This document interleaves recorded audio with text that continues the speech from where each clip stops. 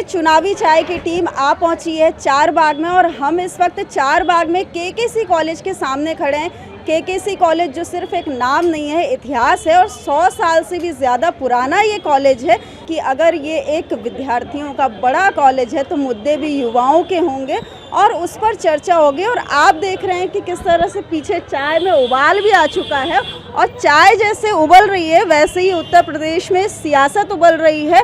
और हम भाई साहब से जानेंगे कि भाई साहब, चाय तो बन गई, सरकार किसकी बनेगी? अब देखिए, जो अच्छा काम करेगा उन्हीं सरकार है। और इस पर कैसा निर्णय अभी हम लोग कह सकते हैं, जो अच्छा काम उसी सरकार।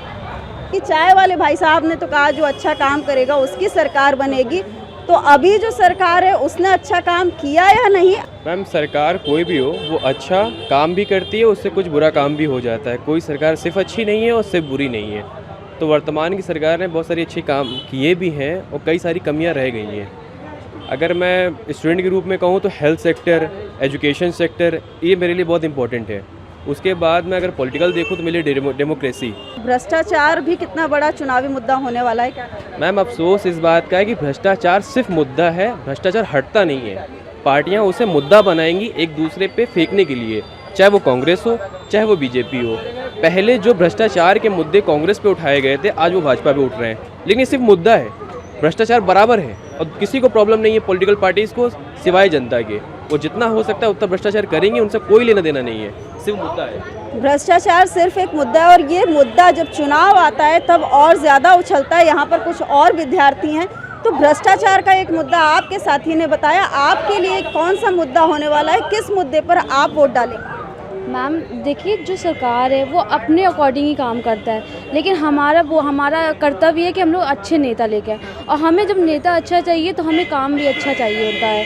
नेता अच्छा कौन? जो मैम शिक्षित हो, जो समाज से जुड़ा हो, जो समाज की समस्याएं समझ सकता हो और आगे देख सकता हो कि उसे क्या बदलाव चाहिए, वो सब चीज़ें जिसके अंदर होंगी, वो अच्छा नेता है। समाज की समस्याएं क्या नज़र आ रहा है, कौन सी पार्टी समझ रही है?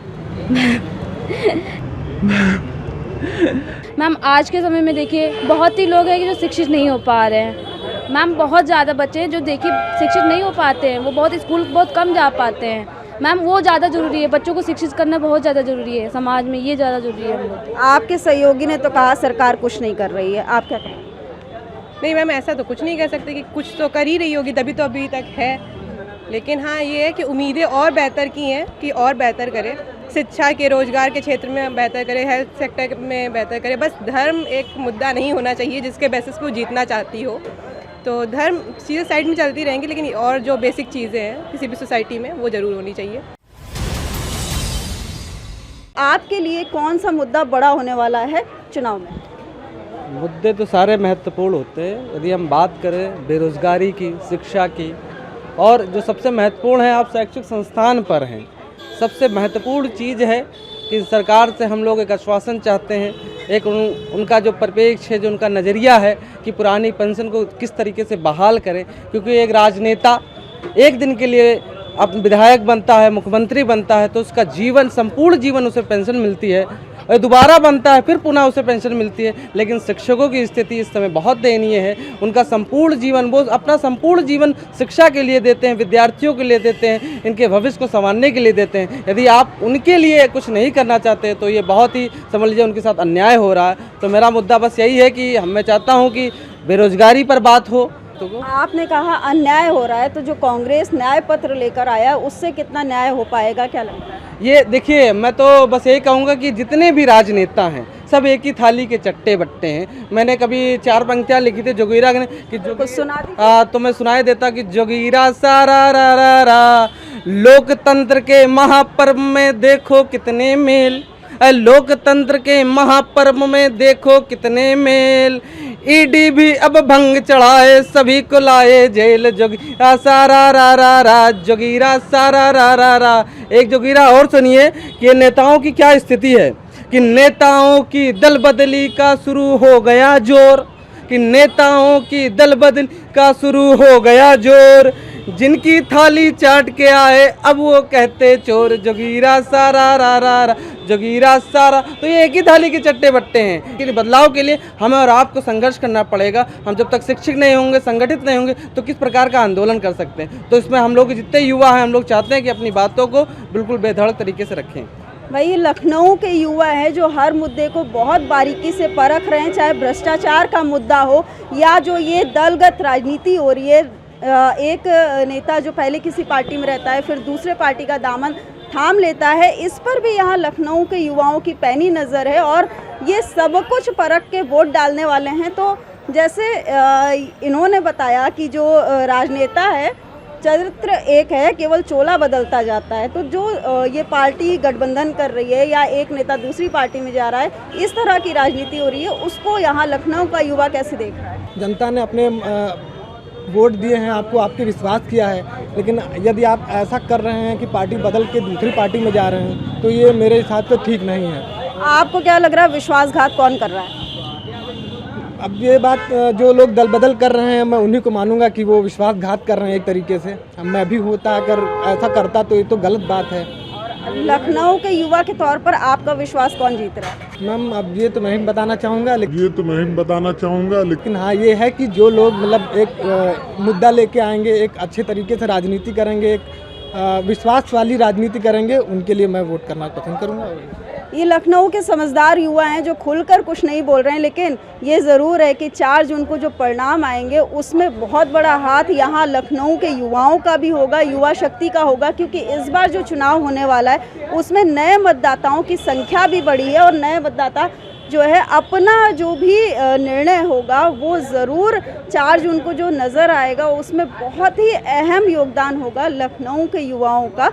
और कौन सा बड़ा मुद्दा है छात्र हित के नज़रिए से?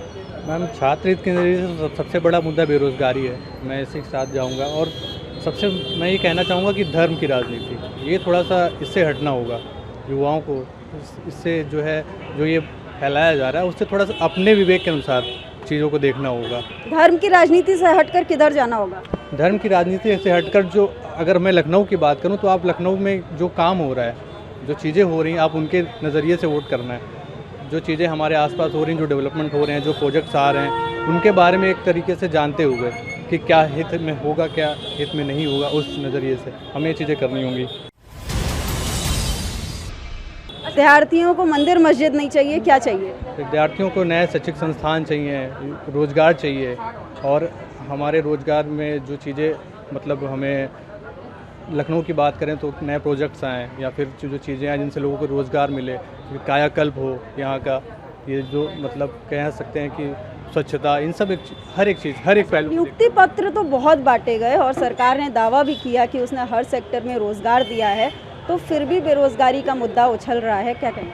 अब बेरोज़गारी का मुद्दा अगर पिछला वाला अभी जो यूपी कांस्टेबल का जो पेपर हुआ यही आप देख लीजिए, तो नियुक्ति और इनके पेपर पर तो बहुत सी चीज़ें आती हैं, लेकिन ज़मीनी स्तर पर क्या हो रहा है वो चीज़ें, जैसे आप यहाँ पर आकर एक रिपोर्ट दे रहे हैं तो यहाँ से ग्राउंड रिपोर्ट जो जाएगी वो वास्तविक रिपोर्ट होगी। जब खबरें आती हैं कि किसी परीक्षा में धांधली की गुंजाइश होती है तब क्या किया जाए, और सरकार जो ये परीक्षा निरस्त कर देती है तो उससे कितना नुकसान हो रहा है विद्यार्थियों को? मैम बहुत ज़्यादा नुकसान हो रहा है। जैसे कि कुछ लोग ओवर एज होते जा रहे हैं, वो एक समय के अनुसार वो उस पैमाने पर खड़े नहीं उतरते हैं, तो चीज़ें बहुत ज़्यादा दिक्कत हो रही हैं। बाकी किसी की फैमिली में जो इशूज़ हैं, कौन किस जगह से आ रहा है, क्या संघर्ष कर रहा है, वो चीज़ें बहुत प्रभावित करती हैं। खासकर एक अगर आप मतलब गांव से आया हुआ बच्चा जिसके लिए यूपी कांस्टेबल का भी एग्ज़ाम जो है बहुत बड़ा एग्ज़ाम है, उसका पूरा परिवार उसके साथ लगा हुआ है पूरी तरीके से, तो ये उसके लिए आप सोच सकते हैं कितनी बड़ी बात है और कितना प्रभाव डालती हैं ये चीज़ें। ये लखनऊ के युवाओं का चुनावी चश्मा है जो हर मुद्दे को बहुत बारीकी से देख रहा है और ये धर्म को दरकिनार कर रहे हैं। कम से कम लखनऊ के युवा तो ये चाहते हैं कि मंदिर मस्जिद नहीं, उन्हें शैक्षिक संस्थान चाहिए, उन्हें रोज़गार चाहिए। यहाँ पर विद्यार्थियों के अलावा कुछ शिक्षक भी हैं। और मैम, आपके लिए क्या बड़ा चुनावी मुद्दा होने वाला है? चुनावी मुद्दे के तो बहुत जोर है, भ्रष्टाचार है, रोज़गार है, या विकास की बातें हैं, धर्म है। लेकिन अगर हम लोग से पूछा जाए, हम लोग शिक्षक हैं, तो हम क्या चाहते हैं आने वाली सरकार से, तो पहली मांग तो हमारी OPS होगी। सरकार को ये एक वादा करना चाहिए या इस पर काम करना चाहिए कि वो ओल्ड पेंशन स्कीम लेकर आए। 30 साल 35 साल एक बार काम करने के बाद जब व्यक्ति वृद्ध हो जा रहा है तो उसके पास कोई भी सहारा नहीं है। जो न्यू पेंशन स्कीम है वो बिल्कुल भी सही नहीं है। तो ओल्ड पेंशन स्कीम पे हम लोग चाहते हैं कि सरकार एक वादा दे, अपने घोषणा पत्र में इसको शामिल करे और कुछ इस पर काम करे। और इसके अलावा जैसे धर्म की बात हो रही है, धर्म और राजनीति की, तो मुझे नहीं लगता कि धर्म और राजनीति को बहुत अलग रखने की ज़रूरत होती है। अगर आप धर्म की राजनीति नहीं करेंगे तो अधर्म की करेंगे, तो अधर्म की राजनीति से तो बेहतर है कि धर्म की करें। बस धर्म के नाम पर भेदभाव में, धर्म हम कह किसको रहे हैं ये तो हमें समझना होगा ना, कि धर्म का मतलब क्या हम निकाल रहे हैं। केवल एक पर्टिकुलर संप्रदाय की बात नहीं कर रहे हैं हम यहाँ जब धर्म की बात करते हैं तो हम राज धर्म की बात करते हैं, हम प्रजा धर्म की बात करते हैं, हम शिक्षक के धर्म की बात करते हैं, हम हर किसी के धर्म की बात कर रहे हैं। सब अपने धर्म का पालन करो, अपने आप ही देश का विकास होगा। सर, मैडम ने तो अपना मुद्दा बता दिया, ओल्ड पेंशन, और मैडम ने ये भी कहा कि अधर्म की राजनीति से तो अच्छा है धर्म की राजनीति। तो धर्म की राजनीति हो रही है या नहीं? नहीं, धर्म की राजनीति हो रही है, बिल्कुल हो रही है और होनी भी चाहिए। मैं भी इससे सहमत हूँ, लेकिन उस धर्म की राजनीति में समन्वय होना चाहिए, सबको वही अधिकार मिलना चाहिए। ऐसा नहीं कि हिंदू मुसलमान ये सब चीज़ें नहीं होनी चाहिए। मेरा ये मानना है, देखिए राजनीति और धर्म ये कभी अलग नहीं हो सकते, ये बिल्कुल सही बात है, लेकिन शुचिता होनी चाहिए। ऐसा होना चाहिए कि हर किसी को उतनी आज़ादी मिले धर्म के लिए, कोई अराजक न बन जाए, वो कोई भी धर्म का हो अराजक न बन जाए, और अपने अपने धर्म को सब कोई माने। और अगर धर्म को लोग मानेंगे, जैसा कि वंदना मैम ने कहा, बिल्कुल सही कहा, कि अगर हम धर्म को मानते हैं, धर्म की परिभाषा हम समझ लेते हैं, तो फिर दिक्कत ही क्यों है। सरकार तो कह रही है कि हम सबका साथ सबका विकास, सभी का विकास कर रहे हैं, हर वर्ग का ध्यान रख रहे हैं, तो ये असमानता कहाँ से आ रही है? नहीं, असमानता नहीं है। मैं यूपी गवर्नमेंट या केंद्र की सरकार में ऐसा मैंने भी नहीं देखा इन 10 सालों में कि कहीं असमानता है। लोग ये देखिए, चुनाव आता है तो एक मुद्दा आता है, और जितने मुद्दे आपने अभी यहाँ गिनाए, ये मुद्दे मैंने लगभग 20-25 साल से तो मैं देख रहा हूँ, इनका कोई निराकरण होना तो है नहीं है। बस अंतर ये है कि अगर कोई बदल सकता है तो मतदाता बदल सकता है, युवा बदल सकता है। ये जो 6 महीने की क्रांति आती है, ये युवाओं को विरेचित कर देती है। ये पूरा देश जानता, छोटा बच्चा भी जानता, आप जनसेवा नहीं कर रहे हैं, आप स्वयं की सेवा कर रहे हैं। लेकिन हम भेजता उनको कौन है, गुनहगार कौन है? गुनहगार तो मतदाता ही हो रहा है। इस हम समझ नहीं पाते, हम धर्म के नाम पर, जात के नाम पर हम वोट दे देते हैं। हमको देखना चाहिए कि कौन सी गवर्नमेंट राज्य स्तर पर या विश्व स्तर पर या समाज के स्तर पर कौन कितना ज़्यादा अच्छा काम कर रही है। देखिए, बहुत सारे बुरे में कम से कम बुरा चुनना ये युवाओं का मेरा ये मानना है कि आप बुराई तो हटा नहीं समझ सकते हैं, तो कम से कम पे जाइए। अगर कोई एजुकेशन के लिए काम करेगा मैं उसको वोट करूँगा।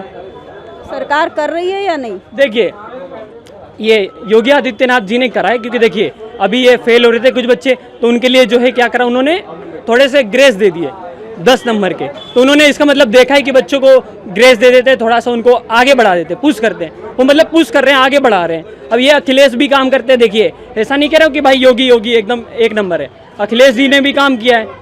जो हमारा मेन विधायक होगा या फिर सांसद होगा, अगर वो काम करेगा उन्हें हम वोट देंगे। अखिलेश जी तो कहते हैं कि काम तो सारा उन्होंने किया है, बीजेपी केवल फीते काट रही है। हमें मेन उनसे मतलब नहीं है, ना योगी से मतलब है, ना फिर अखिलेश से मतलब है। हमें मतलब है हमारे सांसद से, हमारे विधायक से।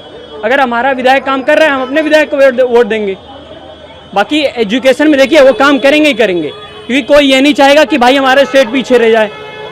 योगी को भी आप देख लीजिए, अखिलेश को भी देख लीजिए, दोनों काम कर रहे हैं, लेकिन मेन हमें अपने विधायक सांसद से मतलब है। लखनऊ के युवा हैं जो तैयार हैं अपना सांसद चुनने के लिए, और ये एक बड़ी जिम्मेदारी होती है, क्योंकि बहुत ही सोच विचार के आपको अपना वोट डालना होता है। तो बीजेपी अपने लिए नंबर सेट करके रखा हुआ है, बीजेपी ने 400 पार का। आप कितने नंबर दे रहे हो? मैम 400 पार का तो कहा है उन्होंने, तो वो उनको लगता है ऐसे। मैम जो काम अच्छा करेगा उसको वोट अच्छे से मिलेगा, और जो काम अच्छा नंबर दो। और मैम 400 का है तो मैम मुझे तो लगता है कि हो जाएगा, क्योंकि जितना मैंने देखा है अभी, जिस तरह उन्होंने राम मंदिर की स्थापना की और घरों में मंदिरों वो किया, तो मुझे तो लगता है कि 400 के पार होने ही चाहिए। अब वो उन पे है ना, भगवान जाने क्या होता है क्या नहीं, अब इलेक्शन के बाद ही पता चलेगा ना, जब आएगा नंबर तब। इन्होंने तो कह दिया कि भगवान जाने क्या होता है कि नहीं, हम जानने की कोशिश करेंगे। राम नाम, जो राम जी हैं वो बेड़ा पार कराएंगे या नहीं?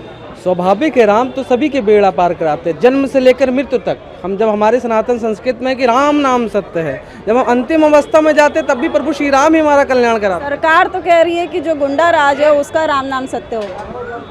देखिए ये बहुत अच्छी बात है, यदि कह रही है तो बहुत अच्छी बात है, इसका अनुकरण करना चाहिए सारी सरकारों को। इसमें मैं बिना कोई संदेह के साथ कह सकता हूँ कि राम नाम के नाम से तो सभी का उद्धार होना है, और वह गुंडा हो या कोई शासरित। देखिए ये केकेसी कॉलेज के बच्चे हैं, स्टूडेंट हैं, और केकेसी कॉलेज जो लखनऊ का है वो बखूबी जानता है कि केकेसी कॉलेज के जो स्टूडेंट हैं वो अपनी राय रखने में कभी भी पीछे नहीं रहे हैं। और एक ज़माना रहा है 100 की भीड़ में अगर इकलौता केकेसी का स्टूडेंट खड़ा हो जाए तो अलग से पहचान में आ जाता था। और आज ये केकेसी के बच्चे हैं जो कह रहे हैं कि यूपी में गुंडा राज का सफाया हो रहा है, ये बहुत अच्छा हो रहा है। तो हम और बच्चों से जानेंगे कि यूपी में जो माफिया की नो एंट्री का नारा दिया गया था वो कितना सफल हो रहा है। सफा क्या हो रहा है, अब जो चीज़ दिखानी होती वो दिखा देते हैं, जो नहीं दिखाना तो वो नहीं दिखाते हैं। क्या हुआ, सही बोला ना? क्या हुआ, सही बोला ना? इसमें जो लखनऊ के युवा है ये सारा जो ज्ञान जो है तमाम दिशाओं से आ रहा है उसको अपनी तरह से आकलन कर रहे हैं। और ये एक विद्यार्थी हैं जो थोड़ा सा नाराज भी नजर आ रहे हैं। किस बात की नाराजगी है? किससे? सरकार से। सरकार से किसी बात की नाराजगी नहीं है। अभी कुछ आप बड़बड़ा रहे थे। वो नाराजगी नहीं है, नाराजगी नहीं, धूप ज्यादा हो गई तो इसलिए। सरकार कहती है तो धूप ज्यादा हो गई, गर्मी तो किसी की बर्दाश्त नहीं हो। नहीं तो वो सरकार से नहीं खफा है कि वो धूप ज्यादा हो रही है, वो मतलब बगल से निकल लेते तो गर्मी हो रही है, हमें भी गर्मी लगे, हम भी जाए, लेकिन हमने देखा चल रहा है तो हम भी पार्टिसिपेट करें, हमारा भी ज्ञान बढ़ेगा, अगल बगल और लोगों का ज्ञान बढ़ेगा, जिनके पास क्या कहते हैं कम नॉलेज है उनकी भी नॉलेज बढ़ेगी। बेटा कितने नंबर दोगे? 3 पार्टियां हैं, भाजपा, सपा, बसपा। नंबर तो 7 से ऊपर किसी को नहीं दिए जाएंगे और 5 से नीचे भी किसी को नहीं दिए जाएंगे, उसके बीच में बोलना नहीं चाहेंगे ज़्यादा एग्जैक्ट नंबर। 400 पार का नारा। 400 पार का नारा तो सही है, पर नौकरी ये लोग दें तो ज़्यादा ठीक रहेगा। तो जो कुछ बची कुची जनता है वो इसी बात पे नाराज़ है कि उन लोगों ने नौकरी नहीं दी। सही। बाकी तो सब बिजली, पानी, लैट्रिन, बाथरूम घर तक का बनवा दिया, और इंटरनेट भी अपने यहाँ फिलहाल तो सस्ता ही है। बाकी और लखनऊ के युवा हैं, इनके लिए रोज़गार एक बड़ा मुद्दा होने वाला है। साथ ही यहाँ पर जो युवा है वो तमाम और मुद्दों पर भी बातचीत कर रहे हैं। ये थोड़ा सा नाराज़ दिख रहे हैं सरकार से कि इनको रोज़गार नहीं मिल रहा है। तमाम नियुक्ति पत्र बांटे जा रहे हैं, रोज़गार मेले जगह जगह पर लग रहे हैं, तो कहाँ कमी रह जा रही है? एजुकेशन में वाकई में थोड़ी सी कमी मुझे नज़र आती है, जो कि जिस हिसाब से वो लोग एक तरीके से दिल्ली मॉडल देख सकते हैं और इन लोगों के स्कूलों को देख सकते हैं और अपने यहाँ के स्कूलों को देख सकते हैं। सरकारी स्कूलों की स्थिति ठीक है नहीं वैसे, तो उस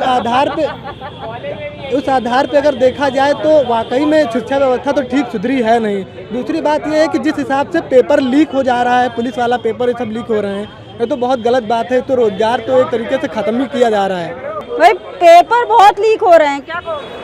पेपर लीक होने से मतलब ही नहीं, हम लोग चाहे भीख मांग के खाएं, लेकिन जो है राम मंदिर बन गया हमारे लिए सबसे बड़ी वही चीज़ है। अब वृंदावन वाला वो है, वहीं पे मंदिर जहाँ बना हम लोग को सारे सपने पूरे हो गए। ठेला लगा लेंगे लेकिन लाएंगे मोदी सरकार, उन्होंने हमें राम मंदिर दिया है, हम उनको 400 प्लस पार पेट्रोल करते तब भी कोई दिक्कत नहीं है, कोई दिक्कत नहीं है। हम लोग के पास पैसा आ रहा, करने वाले रोजगार, IIT पास करके लड़के पात हो रहे जो, ये सब कहाँ ये सब पढ़ पाएंगे? दिखा दिए कोई ढंग का पढ़ा लिखा लड़का, पढ़ाई लिखाई ना करे, ठेला लगा के खाएंगे ईमानदारी से, लेके टाइल अपने साथ। अभी अंदर इधर कोई पार्किंग मिलेगा, बहन बेटियां हमारी सेफ है, सबसे बड़ी चीज है। सपा सरकार क्या करती है? मुस्लिमों को सपोर्ट करती है, हमारी बहन बेटियां सेफ नहीं रहती हैं, ये सब होता है। वो रोजा इफ्तार कराते, बड़े मंगल में हनुमान जी का भंडारा कराते हैं, नहीं। मोदी सरकार जब से आया सब हो रहा है। और अब कोई ये नहीं कहता पेपर लीक हुआ, ये हुआ, तो पहले पेपर लीक नहीं होते थे, डायरेक्ट पैसा देके नौकरी चढ़ जाता था। आपका कहना है जब से सरकार आई है उत्तर प्रदेश में सब चंगा हो रहा है? सही चल रहा है, और क्या, हम लोग पेट भर के खा रहे हैं अब तो, पहले तो खा भी नहीं पाते थे। भ्रष्टाचार पर बुलडोजर चला है कि नहीं? बिल्कुल चला है, उसे चलता रहेगा, उससे बहुत खुशी है। लोग प्रताड़ित करते थे, अब तो कुछ नहीं हो रहा। किसी गरीब का घर छीने ले रहे हैं, 1 लाख रुपए दिया, 2000 स्क्वायर फीट घर छीन लिया। अब ना 2000 क्या 200 स्क्वायर फीट छीन लो तो बाबा घर पे तुम्हारे बुलडोजर चढ़वा देंगे। बुलडोजर रहेगा हमेशा, अगले 10 साल भी रहेगा। Same to same, copy plus paste, कोई दिक्कत नहीं है। ये लखनऊ के युवा हैं जो same to same copy paste कर रहे हैं और कह रहे हैं कि अगले 10 साल तक कहीं कोई जाने वाला नहीं है। आप क्या कहोगे? बिल्कुल रहेंगे, क्यों नहीं रहेंगे, बुलडोजर ही रहेगा। योगी बाबा तो जिंदाबाद ही हैं, वही रहेंगे। और मोदी बाबा? वो भी रहेंगे, वो तो रहेंगे रहेंगे, बिना उनके योगी कहाँ हैं। डबल इंजन की सरकार चलाओगे? बिल्कुल।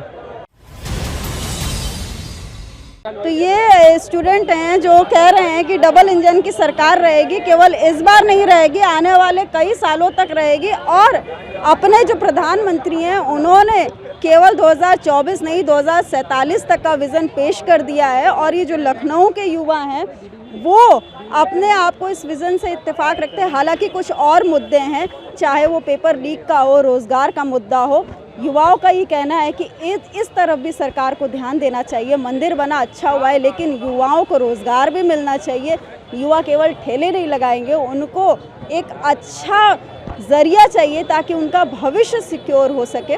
इन्हीं मुद्दों के साथ अपनी चुनावी चाय की जो टीम है दूरदर्शन की, वो अभी के लिए ब्रेक लेती है, क्योंकि चुनावी मुद्दे कम नहीं हैं और लखनऊ में चाय के स्टॉल भी कम नहीं है। अगली बार फिर मिलेंगे किसी और इलाके में, किसी और टी स्टॉल में, कुछ और नए चेहरों के साथ। लखनऊ में दुर्गा शर्मा, कैमरामैन आशुतोष गुप्ता के साथ।